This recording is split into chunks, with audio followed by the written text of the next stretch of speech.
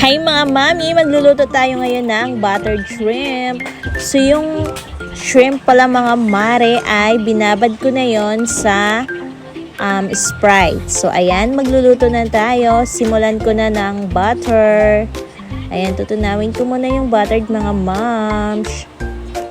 Ayan, imikos-mikos muna natin yan. And then, pagkatapos nito, ilagay na natin ang luya.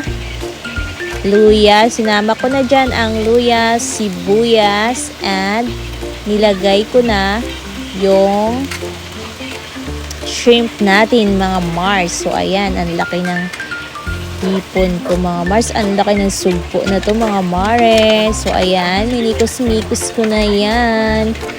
Ayan, nilagyan ko din siya ng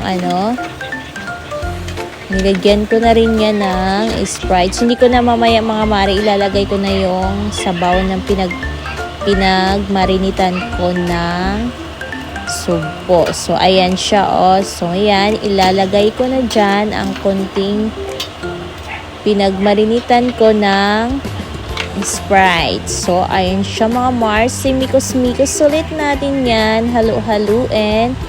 And pagkatapos nyan, ilalagay ko naman yung ating tomato paste. So ayan, ilalagay na natin yung ating tomato paste mga Mars para naman magkaroon ng buhay. Charot. At ang aking magic.